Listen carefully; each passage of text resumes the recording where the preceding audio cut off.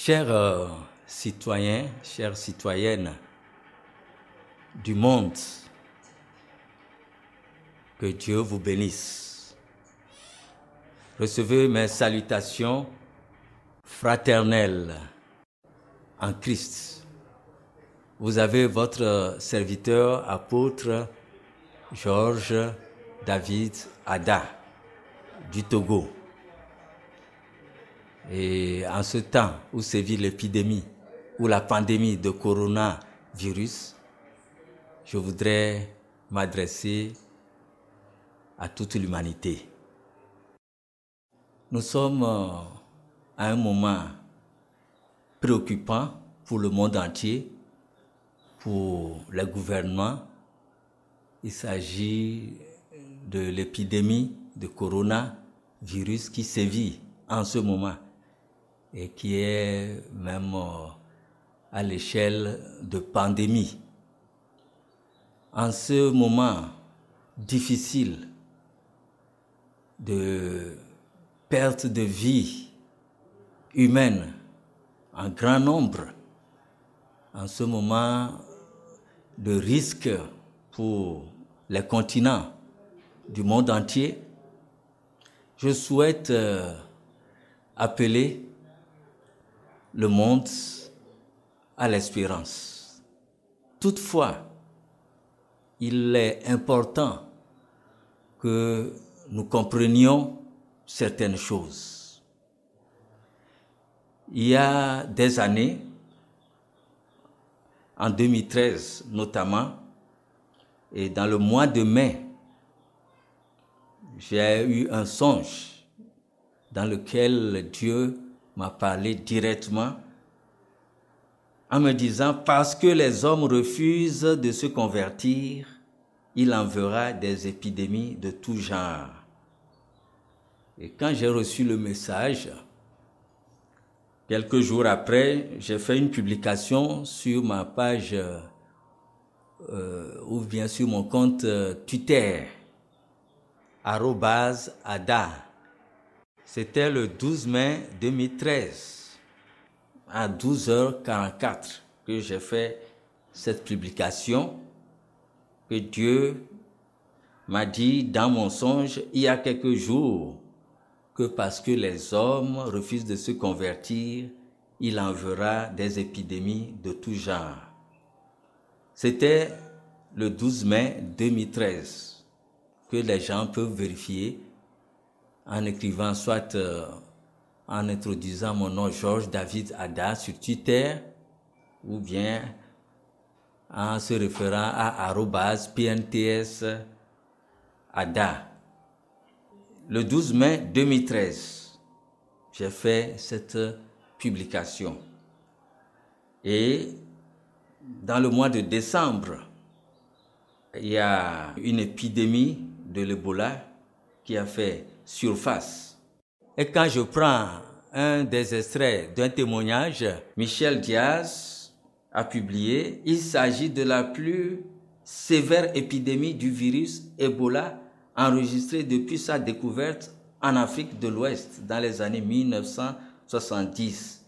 Cette dernière épidémie a débuté le 23 décembre 2013 en Guinée, avant d'être officialisée en mars 2014, avec une propagation au Libéria et au Sierra Leone, faisant près de 11 000 morts sur 28 000 cas. Après une lutte acharnée, ce virus semble aujourd'hui quasiment éradiqué, malgré quelques cas sporadiques. Mais bien évidemment, la surveillance reste de mise. Ceci a été publié le 21 décembre 2015. Et les spécialistes ont parlé d'une nouvelle souche. Des gens ont parlé d'une nouvelle souche de ce virus Ebola. Pour dire que Dieu est au courant de tout ce qui se passe. Donc, le 12 mai, j'ai fait cette publication sur Twitter que Dieu dit parce que les hommes refusent de se repentir, il va envoyer des épidémies de tout genre. Et quelques mois après, en décembre, a débuté une épidémie qui a causé beaucoup de décès. Aujourd'hui, nous parlons du virus Corona. Certains disent que c'est la manipulation de l'homme, c'est des fabrications, c'est pour la Troisième Guerre mondiale, c'est fait en laboratoire. Moi, je n'en sais rien. D'autres disent que c'est un châtiment venant de Dieu. Ce qui est sûr, Dieu n'est pas content de nos états. On peut dire qu'il n'est pas content des hommes, mais aussi de nos états.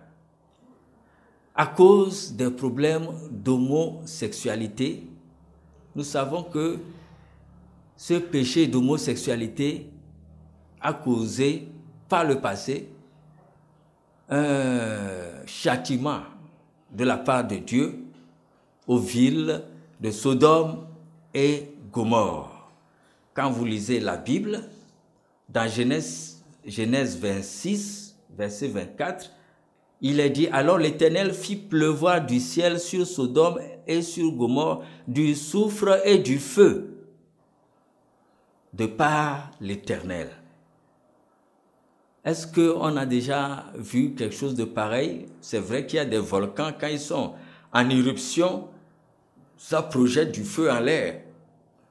Mais quand on dit que du feu est descendu du ciel, ça veut dire que c'est quelque chose que Dieu hait. L'homosexualité, ce péché-là, c'est une manière pour les hommes de dire à Dieu, tu as mal créé le couple. Tu n'as pas assez réfléchi avant de créer le couple.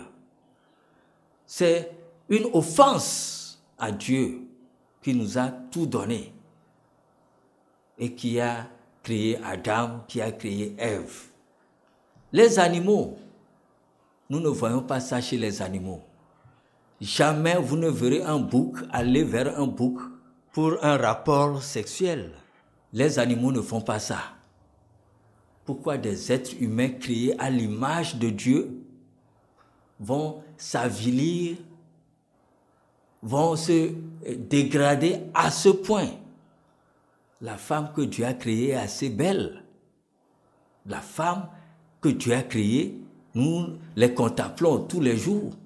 La femme que Dieu a créée est assez belle. Quand Adam a vu Ève, il était satisfait.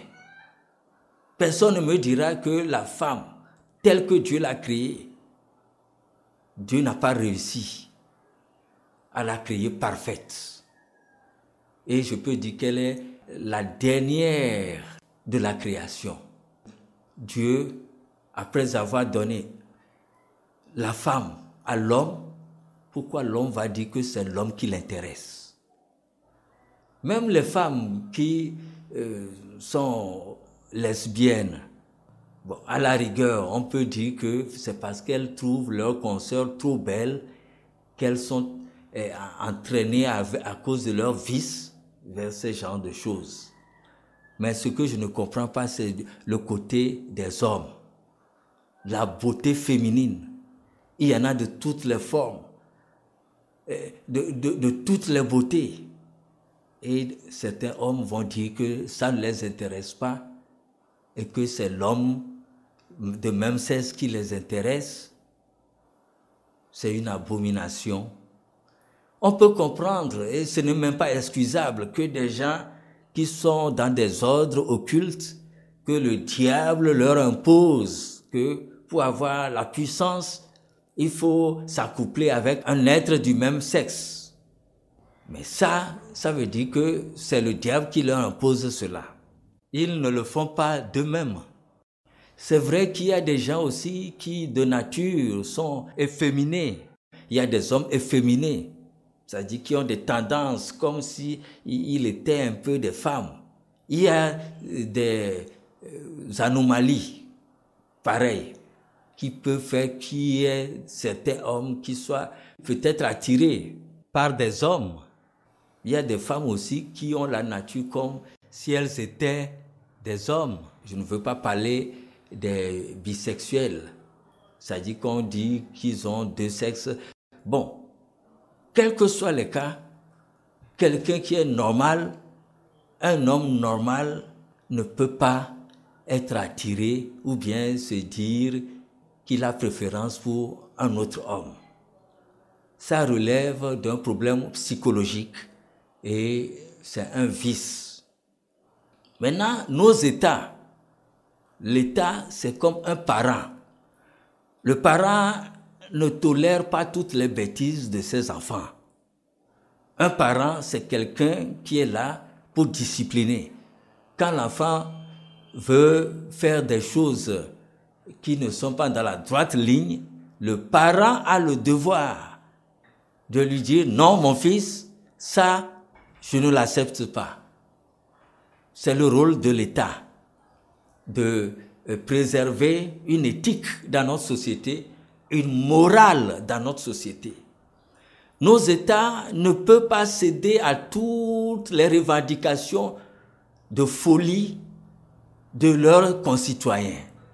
Mais malheureusement, aujourd'hui, pour des raisons électoralistes, de gagner beaucoup de voix, de gagner à un scrutin, d'avoir des voix, on est prêt à sacrifier l'humanité. Et aujourd'hui, ce qui est à la mode, c'est de légaliser l'homosexualité. C'est vrai que dans certains pays, cela est pénalisé. C'est vrai qu'il n'est pas normal qu'on arrête quelqu'un, qu'on brutalise quelqu'un, qu'on cherche à tuer quelqu'un parce qu'il a cette tendance à l'homosexualité. Les droits humains voudront qu'on ne puisse pas tuer quelqu'un à cause de ses vices. Mais néanmoins, quand on parle de légalisation, ça veut dire que les États qui acceptent, par exemple, les mariages entre homosexuels, ils sont en train de dire à l'humanité que c'est normal, c'est légal. Et ça, c'est un manque de respect à Dieu, parce que l'autorité qui est là est instaurée par Dieu. La justice qui est là est une institution de Dieu. Le trône du grand juge est au ciel, et c'est Dieu qui est le grand juge. Même l'armée est une émanation de l'armée céleste. Dieu même, on l'appelle l'Éternel des armées. La Bible dit que l'autorité vient de Dieu. Il n'y a pas d'autorité qui ne vienne de Dieu. Dans le livre de Romains. Donc, parler de légaliser l'homosexualité, de légaliser le mariage entre les homosexuels, c'est des choses qui ne sont pas acceptables. Surtout quand des assemblées de certains pays votent pour légaliser ce qui constitue une abomination. Aujourd'hui, nous avons plus de trentaine de pays en Europe, en Amérique, qui légalisent l'homosexualité ou même le mariage entre homosexuels. Et ce qui est pire, c'est qu'aujourd'hui, les populations réclament la procréation médicalement assistée, PMA, pour tous les couples. Et si nos États, je crois que la France même est en réflexion par rapport à cela, si nos États acceptent ce genre de choses, c'est exposer nos enfants, c'est exposer les enfants qui sont des personnes sans défense. Imaginez qu'on donne le droit à des couples homosexuels d'adopter des enfants et qu'il y ait un couple homme constitué d'hommes qui adopte une fille. Déjà que l'homosexuel, c'est quelqu'un qui n'est pas stable moralement, psychologiquement, physiologiquement. Donc, c'est des gens vicieux. Et vous allez les laisser adopter une petite fille. Ils vont violenter cet enfant. Cette fille-là, ils vont lui faire subir des vices de tout genre. Ils vont violer cette fille innocente. Parce que vous n'êtes pas sans savoir qu'il y en a même qui violent les enfants de 3 ans. Ils vont faire subir les pires atrocités à cette fille-là. Et c'est la faute à qui? Si c'est un garçon, puisque eux-mêmes, ils sont déjà homosexuels, ils couchent homme avec homme, ils vont violenter aussi le garçon, ils vont lui faire subir des viols terribles. Ils vont détruire la vie de ce garçon-là. Donc, un couple homosexuel, homme, qui adopte une fille ou un garçon, c'est le même problème. Maintenant, on va me dire que si ce sont des femmes, là, il n'y aura pas de problème. 2 femmes lesbiennes à qui on donne le droit d'adopter, par exemple, un petit garçon. Mais ces femmes-là vont faire quoi? Que d'abuser sexuellement de ce garçon. Oui, même si le garçon a 4 ans, les 2 femmes étant déjà des vicieuses, ne feront qu'abuser de ce garçon-là. Maintenant, si c'est une fille, qu'elle soit une fille de 5 ans, de 10 ans, puisqu'elles-mêmes sont déjà lesbiennes, elles vont exposer cette fille-là aussi à ces violences sexuelles, à ces abus. La fille en sera démoralisée. Aujourd'hui, nous avons des procès pour pédophilie contre les prêtres.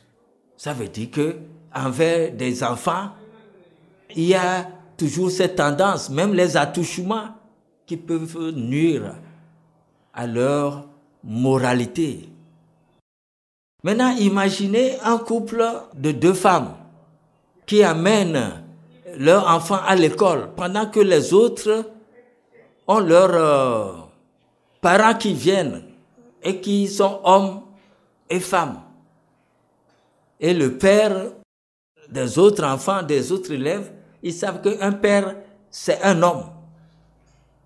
Et comment vous voulez que cette fille-là ou ce garçon-là, adopté, réagisse quand il va s'agir de présenter ou bien de dire aux autres camarades, élèves, moi, ma mère, c'est elle, et mon père, c'est encore une femme. C'est-à-dire concernant les couples de femmes. Comment vous voulez que cet enfant-là se sente de savoir que sa mère est une femme, son père aussi est une femme? Vous voulez démoraliser les enfants. Autre chose, vous savez que les enfants, même nos propres enfants, ont des caprices qui amènent parfois les parents à vouloir les battre sauvagement. Il y en a qui ont violenté leurs enfants, ont causé des sévices corporels à leur propre enfant. On dira oui, c'est son propre enfant. Maintenant, l'enfant qu'ils ont adopté, qu'elles ont adopté, qui n'est pas leur propre enfant sorti du ventre de l'une. Imaginez les caprices des enfants, mais ils vont cogner, c'est-à-dire ils vont battre cet enfant à mort, le mettre dans un sachet, le foutre dans une poubelle, quelque part, pour que personne ne sache. Donc vous imaginez tout le tort que vous allez créer aux enfants. Mais quand l'enfant, c'est ton propre sang, il y a des choses qu'on ne pourra jamais lui faire. Nous voyons cela en Afrique où des gens qui ont perdu leurs parents, on les met chez des tantes pour les élever. Nous voyons comment les gens font souffrir les enfants des autres. Maintenant, quand nous parlons de la PMA, où on prend un sperme anonyme, des spermatozoïdes anonymes pour aller faire une procréation dans le ventre de quelqu'un. Alors, cette procréation médicalement assistée, où on va prendre un spermatozoïde inconnu, même si c'est connu, même si on sait que c'est tel monsieur qui a donné le spermatozoïde. Et on fabrique des fœtus comme ça, mes amis. Est-ce que la femme est une machine à fabriquer médicalement? C'est des choses qui ne sont pas normales. Il n'y a pas d'éthique dans cela. L'enfant doit n'être pas un rapport sexuel entre un homme et une femme. Et il y a la chaleur qui vient sur l'enfant, sur le fœtus. Mais qu'on prenne un spermatozoïde d'un anonyme quelque part pour faire une procréation, c'est des choses qui ne sont pas correctes. Ça va faire que ça va être des enfants, peut-être même sans âme. Parce que le rapport sexuel, il y a une chaleur qui l'accompagne. Mais quand on doit seulement prendre quelque chose pour venir mettre dans le ventre d'une mère, pour qu'elle soit enceinte, quand ces bébés-là vont sortir, ça ne serait pas étonnant que des démons viennent les posséder. Alors on va avoir des méchants sur la terre, des êtres créés en laboratoire qu'on vient implanter dans le ventre. Ça ne répond pas aux normes divines. Le rapport sexuel doit être un sujet de consentement entre des personnes qui s'aiment.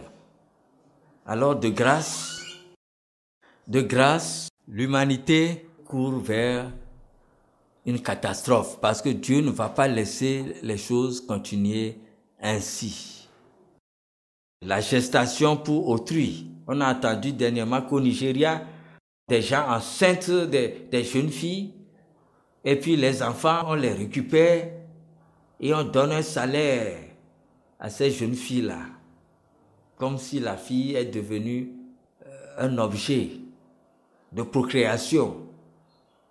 Ce ne sont pas des choses normales.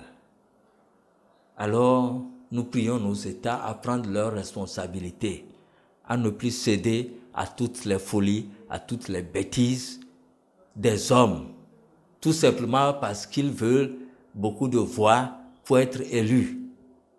Ou des présidents des assemblées qui acceptent de copier l'Occident, de crainte de ne pas avoir des subventions des organisations internationales. Et je voudrais féliciter les chefs d'État qui disent non, qu'on ne peut pas accepter cela. Je suis d'accord qu'on ne puisse pas prendre quelqu'un qui est homosexuel et le frapper jusqu'à mort ou l'emprisonner pour cela. Dieu, il est le Dieu des méchants et des bons. Il sait qu'il y a des méchants, mais il les a quand même laissés sur la terre. Mais disant, fais le bon choix, choisis entre le bien et le mal. Il nous encourage à choisir le bien. Mais ceux qui refusent, il a tranché, après la mort, il y a un jugement pour eux. Mais nos états de grâce, soyez des responsables, soyez comme des arbitres qui sachent dire non, ici, carton rouge, vous ne pouvez pas franchir cette limite. Sinon, demain, il y en a qui vont dire qu'ils veulent se marier avec leur chien. Il paraît qu'il y a un pays déjà qui accepte cela. Et une dame aussi qui se présente avec son chien. Ça fait le tour des réseaux. Oh, quelle honte! Une femme qui se respecte ne peut jamais se présenter avec un chien pour dire au monde que c'est son mari. Ça dit que c'est plus bas que la bassesse. Un être humain créé à l'image de Dieu qui se présente avec son chien pour dire au monde que c'est son mari, celle-là, elle est folle. Et bientôt, c'est ça que certains pays vont aussi accepter. Des mariages entre êtres humains et des animaux. J'interpelle les États à prendre leurs responsabilités. Le président russe, même si on dit qu'il n'y a pas la démocratie dans son pays, au moins pour ce qu'il a dit, que chez lui, le couple c'est un homme et une femme, je le félicite pour cela. Je l'invite à faire mieux pour la démocratie. Mais déjà ça, c'est bien. En disant cela, il est plus chrétien que des pays qui se disent des pays à tradition chrétienne et qui veulent accepter ces bêtises. Frères et sœurs, en Christ, citoyens, citoyennes du monde entier, si on ne se repent pas, nos États ne prennent pas leurs responsabilités, craignez le pire, craignez le pire. Aujourd'hui, voilà un petit virus, on ne peut pas l'appeler petit virus. C'est un virus qui a mis à terre l'économie mondiale. Imaginez que Dieu se fâche et change seulement la composition de l'air. Ça veut dire que tous les êtres humains, nous allons mourir en l'espace de quelques secondes. Imaginez que Dieu se fâche et envoie une étoile pour venir frapper la terre. Ça veut dire que nous serons détruits en quelques secondes. Il y a des astéroïdes qui viennent frapper la terre, mais Dieu les oriente vers la mer, dans les océans ou bien dans les lieux déserts. Parce que jusqu'à ce jour, il maintient le monde en sécurité jusqu'à ce que son temps n'arrive. Donc, ayons un peu de crainte pour ce Dieu qui nous a créés et ne laissons pas toutes les bêtises se faire. Maintenant, pour terminer, vous savez, Dieu, il a solution à tout problème. Il y a des années très loin, peut-être même entre 96 et 99, oui, Dieu m'a révélé le nom d'une plante et m'a dit que cette plante peut guérir l'Ebola. Donc c'était avant la dernière grande épidémie de l'Ebola qui a sévi en 2013, en 2014. Donc depuis ces années 96, en rêve comme ça, Dieu m'a donné le nom d'une plante et m'a dit que cette plante peut guérir de l'Ebola. Maintenant, comment pouvoir rentrer en contact avec le laboratoire qui est au Gabon, à Franceville, je crois, qui faisait des recherches sur l'Ebola. Des années après, je suis allé à l'ambassade du Gabon et j'ai écrit à ce laboratoire. Et le conseiller que j'ai vu à l'ambassade du Gabon, à Lomé, m'a promis qu'il va transmettre ce courrier-là à son pays pour que ça parvienne à ce laboratoire.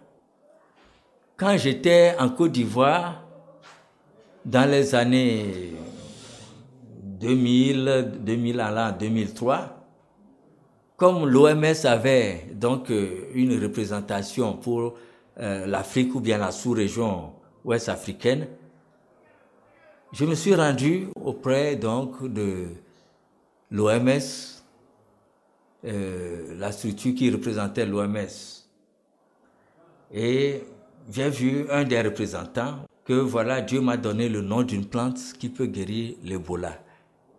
Et Dieu ne me ment jamais. Tout ce que Dieu me dit est toujours assuré, est vrai.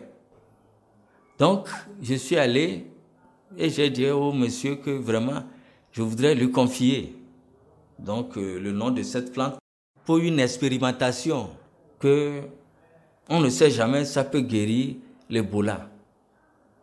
Le monsieur m'a dit, bon, de lui confier la plante, de lui donner le nom. J'ai dit, bon, au moins, s'il peut faire une décharge, que pasteur Georges David Ada lui a confié tel nom de plante pour une expérimentation. Il dit non, dans leur déontologie, dans sa fonction, il n'est pas autorisé à faire cela.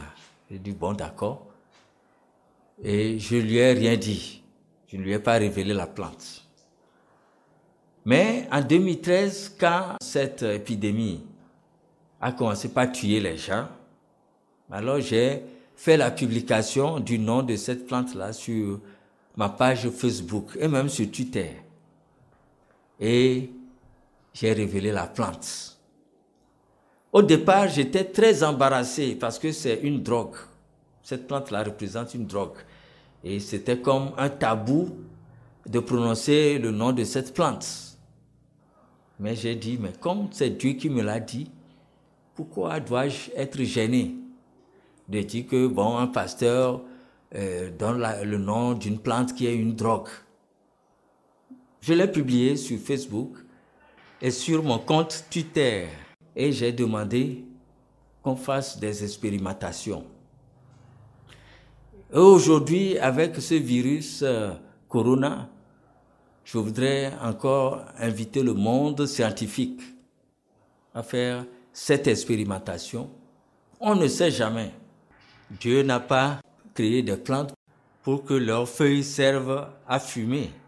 Mais les plantes que Dieu a créées, c'est pour la guérison. C'est ce que la Bible dit. C'est pour l'alimentation et pour la guérison. Donc, je vais donner le nom de cette plante et je souhaite vivement que cet audio, s'il parvient à quelqu'un du monde scientifique ou proche des grands de la science, qu'on en fasse l'expérimentation. Il s'agit du hashish. En rêve, le nom que Dieu m'a prononcé en rêve, c'est le hashish, que ça peut guérir l'Ebola. C'est vrai que certains l'appellent cannabis, mais le nom précis que Dieu m'a donné, c'est le hashish peut guérir l'Ebola. Et quand j'ai fait cette publication sur Facebook, je n'ai jamais eu de retour qu'il y a eu une expérimentation et qu'on a découvert cette plante-là que ça peut guérir, qu'il y a une molécule active qui peut tuer le virus de l'Ebola. Mais quand l'Internet a été accessible à tout le monde, j'ai fait des recherches sur Google. J'ai mis vertu du hashish ou bien du cannabis. Et il paraît que ça a des vertus médicinales.